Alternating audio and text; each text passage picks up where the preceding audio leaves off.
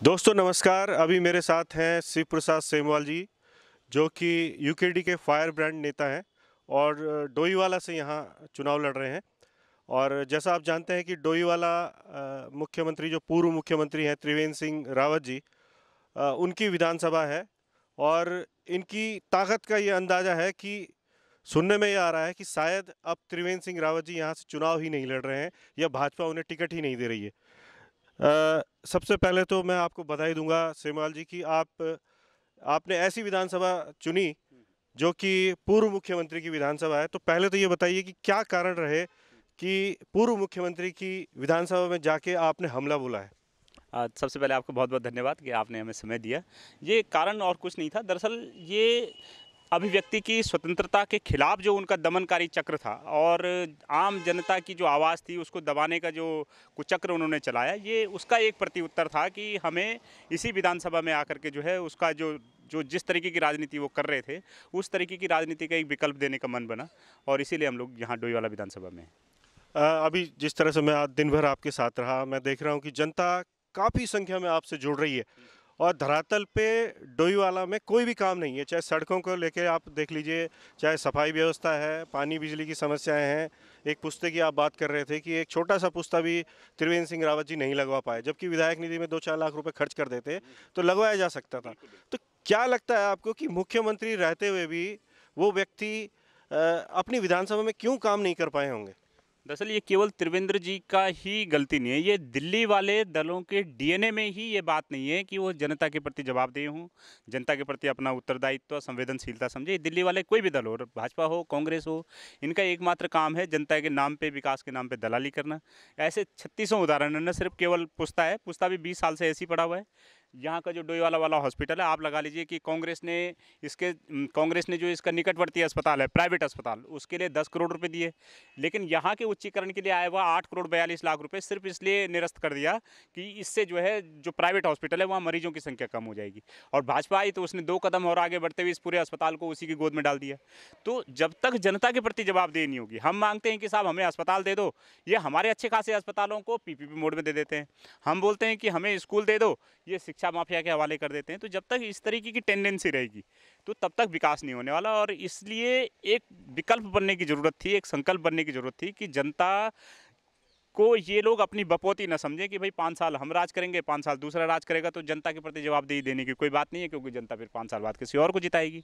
तो उत्तराखंड क्रांति दल जिसने ये राज्य बनाया है उसको हम लोग मजबूत कर रहे हैं। यहाँ पे उसका जनाधार है, लोग इसको याद कर रहे हैं, लोग 20 साल पुराने दौर को भी याद कर रहे हैं और लोगों को ये लगता है कि अगर यहाँ का अगर लोकल पार्टी होगी, लोकल प्रत्याशी होगा, तभी हमारा डेवलपमेंट हो सकता है। सेमवाल जी, एक सवाल जनता अक्सर पूछती है कि यूकेडी वाले कभी भाजपा की गोद में बैठ जाते हैं, कभी कांग्रेस की गोद में बैठ जाते हैं, और अभी तक जो स्थिति अभी इस चुनाव की 2022 की लग रही है, ये तो नहीं लग रहा है कि यूकेडी पूरी तरीके से अपने दम पे सत्ता में आ जाएगी। सीटें आ सकती हैं, निश्चित तौर पे सीटें आ सकती हैं। तो अगर सीटें आती हैं तो उसके बाद क्या रणनीति रहेगी पार्टी की? क्या विपक्ष में जाके बैठेगी या कांग्रेस को समर्थन देगी, देखिए भाजपा को समर्थन देगी? उस दौर में जो बात रही कि भाजपा और कांग्रेस ने स्वयं संपर्क किया, उसके पत्र हैं पड़े हुए पार्टी कार्यालय के पास, हमारे पास भी हैं कि भैया अदरवाइज मध्यावधि चुनाव हो जाएंगे, अस्थिरता आ जाएगी, इसलिए आप लोग सपोर्ट करिए। और हमारे जिन मुद्दों को लेकर हम जनता के पास गए थे उन्हीं मुद्दों को लेकर के हमने जो है समर्थन दिया भी था। लेकिन हमें फिर हमारे साथ साथ जनता को भी ये पता लगा कि जो दिल्ली वाले दल हैं ये सबसे बड़ा छल है और अगर उत्तराखंड के विकास का अगर कोई हल है तो वो उत्तराखंड क्रांति दल है। ये हमने भी समय के साथ समझा उनके छल को और ये जनता ने भी उनके समय के साथ समझा। आप ये लगा लीजिए कि आप जिस भाजपा और कांग्रेस की गोद में बैठने की बात कर रहे हैं, क्या भाजपा और कांग्रेस आज की डेट में अलग अलग पार्टियां हैं भी? आप ये लगा लीजिए कि पिछली इसी गवर्नमेंट में पिछले पूरे 4 साल तक 8 मंत्री रहे हैं और 8 मंत्रियों में से 5 मंत्री कांग्रेस से आए हुए लोग रहे हैं। आज की डेट में जो रातों रात पहले बाप बेटे सहित पहले कांग्रेस में शामिल हो गए थे, फिर भाजपा में शामिल हो गए, फिर कांग्रेस में आ गए। तो जब तक भाजपा और कांग्रेस एक दूसरे की बी टीम बनी रहेगी तब तक ये कहना है कि ये भाजपा की गोद में बैठ गया, कांग्रेस की गोद, उस तरीके की जो बात थी वो तो जनता की भी डिमांड थी कि मध्यावधि चुनाव नहीं होना चाहिए, अस्थिरता नहीं होनी चाहिए, सरकार चलनी चाहिए। तो जनता की भी एक मांग थी, हमारे भी मुद्दे थे कि भाई हमारे मुद्दों पर कहा गया कि आप समर्थन दे दीजिए, हम सॉल्व करेंगे। लेकिन जब हमें ये लगा कि भाई ना तो भू कानून के मुद्दे पर इन्होंने ये समस्याएं सॉल्व की, ना मूल निवास के मुद्दे पर समस्याएं सॉल्व की, ना मूल निवास ना राजधानी के सवाल को सॉल्व किया, तो आज की डेट में हमें लगता है कि जिस तरीके से भाजपा और कांग्रेस अपने अपने टाइम पे कभी मृत विपक्ष बनी रहती है, कभी मित्र विपक्ष बनी रहती है। तो आज की डेट में किसी की गोद में बैठने का या किसी तरीके के समझौता करने का कोई सवाल नहीं उठता, क्योंकि हम लोग इनकी बातों में आकर के एक बार देख चुके हैं, जनता के साथ साथ हम लोग छले जा चुके हैं। आज की डेट में जितना ज़रूरी उत्तराखंड में एक सत्ता है, उससे कहीं ज़्यादा ज़रूरी आज की डेट में विपक्ष है। एक मजबूत विपक्ष की सत्ताधारी पार्टी से ज़्यादा ज़रूरत है। इस उत्तराखंड को कम से कम 10 साल एक ऐसी पार्टी की ज़रूरत है जो विपक्ष में रहे और विपक्ष में मुद्दों को ठीक करे, जनता के लिए लड़े। क्योंकि अगर हम लोग सत्ता में आ गए तो फिर जनता के लिए लड़ाई है वो कुंद हो जाएगी। तो हम लोग दिल से चाहते हैं कि 10 साल कम से कम एक लोकल पार्टी को विपक्ष में रहने की ज़रूरत है। सदन में जनता के मुद्दे उठाने की ज़रूरत है, सड़कों पे जनता के लिए लड़ाई लड़ने की ज़रूरत है, तभी इस उत्तराखंड का भला हो सकता है। जहाँ तक सत्ता की बात है या गोद में बैठने वाली जो बात कहते हैं, अगर सत्ता का हमें लालच होता तो जब उत्तराखंड क्रांति दल की लहर थी तब उत्तराखंड क्रांति दल ने कह दिया था कि भाई राज्य नहीं तो चुनाव नहीं। यहाँ कोई कह के देखे कोई दूसरी पार्टी की जी हम चुनाव नहीं कराते, लेकिन हमने चुनाव का बहिष्कार सिर्फ राज्य के लिए किया, यानी राज्य हमारे लिए प्राथमिकता था। तो राज्य हमारे लिए आज भी प्राथमिकता था, आज से 20 साल पहले भी प्राथमिकता था, और आने वाले समय में भी अगर हम जनता हमें जनादेश देती है तो हम लोग जनता के लिए सड़कों पे और सदन में लड़ना ज़्यादा पसंद करेंगे, बजाय इसके कि हम 4-5 सीट या जितनी भी सीटें आएंगी, अगर हमारी सरकार नहीं बनेगी तो हम चाहे एक सीट भी कम आए, बहुमत पाने के लिए चाहे हमारे एक भी सीट कम पड़े या फिर हमारी एक ही सीट आए, दोनों हालतों में हम किसी भी पार्टी से न तो चुनाव से पहले गठबंधन करेंगे न चुनाव के बाद गठबंधन करेंगे। जी, आपने बिल्कुल साफ कर दिया और मैं देख भी रहा हूँ कि जब से आप इस विधानसभा में आए हैं, लगातार जनहित के मुद्दों पे आप आंदोलन छेड़ रहे हैं। आपने कौन-कौन से मुद्दे इस विधानसभा में उठाए हैं जिस पे आपने धरना किया है? मुद्दे को लेके आप उसमें धरने पे बैठे हैं, भूख हड़ताल पे बैठे हैं, इस तरह के देखिए, कहाँ-कहाँ किया है आपने? उत्तराखंड आंदोलन के बाद पिछले 20 सालों में उत्तराखंड आंदोलन भी उत्तराखंड क्रांति दल ने किया, उत्तराखंड क्रांति दल के लोगों ने किया, उनके समर्थकों ने, उनसे जुड़े हुए लोगों ने किया। उत्तराखंड आंदोलन के बाद डोईवाला में पहला ऐसा आंदोलन हुआ पिछले 20 सालों में जो 47 दिन तक चला। 47 दिन तक हमारे 5 से 6 लोग जो है लगातार अनशन पे बैठे रहे। प्रशासन उन्हें उठाता रहा, 8 दिन के अनशन के बाद, 9 दिन के अनशन के बाद, 7 दिन के अनशन के बाद, यहाँ तक कि 90 वर्षीय बुजुर्ग भी हमारे साथ अनशन पे बैठे, यहाँ तक कि जो महिलाएं हैं वो भी अनशन पे बैठी। और पूरे रात दिन जो है 47 दिन तक सिर्फ इस बात के लिए हमने आंदोलन किया कि ये जो अस्पताल पहले जिसे कांग्रेस ने जिसके 8 करोड़ 42 लाख रुपए निरस्त कर दिए, फिर जिसे भाजपा ने उठा के हिमालयन हॉस्पिटल की गोद में सौंप दिया, इसको मुक्त कराने के लिए, जनता को उसका अस्पताल बचाने के लिए, जनता को उसका अस्पताल वापस करने के लिए 47 दिन तक हमने ये आंदोलन किया और फाइनली हमने इसमें सफलता प्राप्त की। और 47 दिन तक मैं मीडिया के साथियों का भी धन्यवाद दूंगा कि 47 दिन तक पहला ऐसा आंदोलन ये रहा 20 सालों में जिसको बराबर मीडिया कवरेज मिली। एक तरीके से मीडिया ने भी अपनी जिम्मेदारी समझी और कोई ऐसा दिन नहीं था जिस दिन मीडिया ने इसको प्रमुखता से नहीं प्रकाशित किया हो, क्योंकि ये जनता की नब्ज है। पत्रकार जनता के डॉक्टर होते हैं और जनता को भी ये पता है कि ये सबसे बड़ा मुद्दा था जिसे हम लोगों ने हासिल किया है। दूसरे ऐसे बहुत सारे मुद्दे हैं, यहाँ पे लगा लीजिए कि त्रिवेंद्र सिंह रावत ने भू कानून, जो सख्त भू कानून हमारे फील्ड मार्शल दिवाकर भट्ट ने जो अपने टाइम पे बनवाया था कि भाई 250 वर्ग मीटर से ऊपर आप ज़मीन नहीं खरीद सकते, आप ये लगा लीजिए कि त्रिवेंद्र जी ने आकर के वो सबसे पहले उसको डाइल्यूट कर दिया और अपनी डोईवाला विधानसभा में उनकी 25-25 बीघा 20-20 बीघा लैंड जो है लोगों ने खरीद ली, बाहर के लोगों ने, और जो गाँव वालों के पुश्तैनी रास्ते थे वो बंद कर दिए। तो उन पुश्तैनी रास्तों को मुक्त कराने के लिए भी हमने आंदोलन किया। वो आंदोलन भी सफल रहा, लोगों के रास्ते मुक्त हुए, लोगों के रास्ते खुले और ग्रामीणों ने जो है राहत की सांस ली।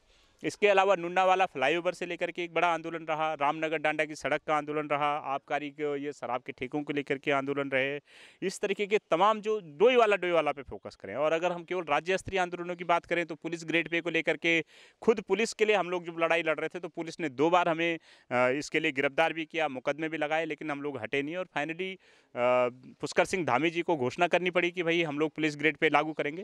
लेकिन हालांकि वो उन्होंने क्यों नहीं किया, किसके प्रति उनकी प्रतिबद्धताएं थी, ये अपने आप में एक चौंकाने वाली बात है। लेकिन हमारा आंदोलन आचार संहिता के बाद भी पुलिस ग्रेड पे के लिए लागू रहेगा। 56 दिन तक उपनल का आंदोलन चला। उपनल के कर्मियों को जो हाई कोर्ट का जो ऑर्डर था, हाई कोर्ट के ऑर्डर को मनवाने के लिए कि भैया उनके नियमितीकरण करो, उनको समान पे समान वेतन दो, उसके लिए 56 दिन तक आंदोलन चलता रहा। पूरे मतलब कंधे से कंधा मिला करके उत्तराखंड क्रांति दल उनके आंदोलन में शामिल रहा। इसके अलावा जो तमाम जो आंदोलन है, परिवहन के विभाग का आंदोलन है, उनके यूके एसएससी के विद्यार्थियों का आंदोलन है, एएनएम का आंदोलन है, जीएनएम का आंदोलन है, आउटसोर्सिंग एम्प्लॉइज़ का आंदोलन है, पीडब्ल्यूडी अभियंताओं का आंदोलन है। आपके लोकायुक्त को लेकर के हमने 2 बार जो है लोकायुक्त कार्यालय पे तालाबंदी की। हमारे जो लोकायुक्त आंदोलन के संयोजक हैं परमानंद बलोदी जी, सुमन बडोनी जी, उन्होंने लगातार इसको लेके जब आंदोलन किया तो पूरा उत्तराखंड क्रांति दल रात दिन उनके साथ रहा, उनके अपना समर्थन दिया।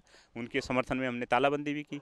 लेकिन आप ये देखिए कि जिस सरकार ने कहा था कि राज्य सरकार बनने पे हम 100 दिन में लोकायुक्त लाएंगे, उसी सरकार ने आज 5 साल गुजार दिए लेकिन लोकायुक्त लेके नहीं आई। तो ये लड़ाई भी हमारी आचार संहिता के बाद लागू रहेगी। जब तक हम लोग जीतेंगे नहीं तब तक हम लड़ेंगे, चाहे परिणाम जो कुछ भी हो। एक सवाल और है आपसे कि यूकेडी का एक धड़ा जो कि नाराज हो गया था, उसके कुछ कैंडिडेट जो यूकेडी डी का नाम लेके चुनाव मैदान में है, क्या उन लोगों को भी जोड़ने का और एकजुटता यूकेडी में दिखाने का कोई प्रयास हो रहा है? देखिए यूकेडीडी जब ये यूकेडी एक अलग हुई थी, जब इसमें थोड़ा सा विभाजन हुआ था तो हालांकि वो समायोजन हो गया था लेकिन टेक्निकल कुछ बात रह गई थी, जिसके कारण टेक्निकल मतलब लैगुना रहने के कारण जो है वो यूकेडीडी पूरी तरीके से समायोजित नहीं हो पाई। और उसमें से हमारे कुछ लोग जो हैं वो यूकेडीडी को लेकर के भी चुनाव लड़ने की बात करें, लेकिन उनसे हमारी बातचीत चल रही है।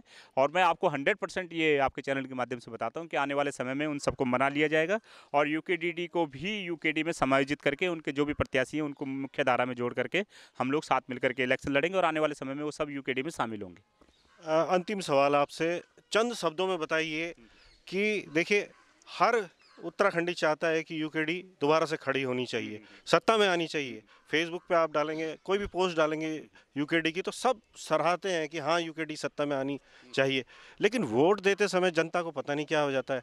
तो कोई आप मैसेज देना चाह रहे हैं जनता को कि भाई जो शिव प्रसाद सेमवाल है वो उत्तराखंड के लिए यहाँ पे लड़ाई लड़ रहे हैं, उनको आपको विधानसभा भेजना चाहिए, तो आपके चंद शब्दों में क्या जनता को कहना है? तो मेरा यही विनम्र अनुरोध है कि इस बार आप हमारे साधन मत देखिए, आप हमारी साधना देखिए, आप हमारी शिद्दत देखिए, जुनून देखिए, जोश देखिए, जज्बा देखिए कि जिस जज्बे के साथ हम फल की चिंता न करते हुए मैदान में हैं। आप हमारी साधना को देखते हुए इस बार हमारे पे भरोसा कीजिए। हमारे 20 साल की पत्रकारिता पे आपने भरोसा किया पर्वतजन की। आप पिछले 1 साल से हमें लगातार संघर्ष पथ पे देख रहे हैं। इस बात पे भरोसा कीजिए, हम आपको एक बेहतर उत्तराखंड बना के दिखाएंगे, क्योंकि राज्य हमने बनाया भी है तो संवार भी हम ही सकते हैं। और वरना आप 20 साल से दिल्ली वाले दलों को तो देख ही रहे हैं। धन्यवाद सेमवाल जी। तो ये थे शिव प्रसाद सेमवाल जी, जो कि यूकेडी की जान है यहाँ पे डोईवाला में, और अगर ये चुनाव जीतते हैं तो निश्चित रूप से ऐसा एक विधायक विधानसभा में पहुंचने वाला है जिसने पर्वत जन के रूप में पर्वत की आवाज़ उठाई थी और अब वो उत्तराखंड की आवाज़ बनकर विधानसभा में गूंजेगा।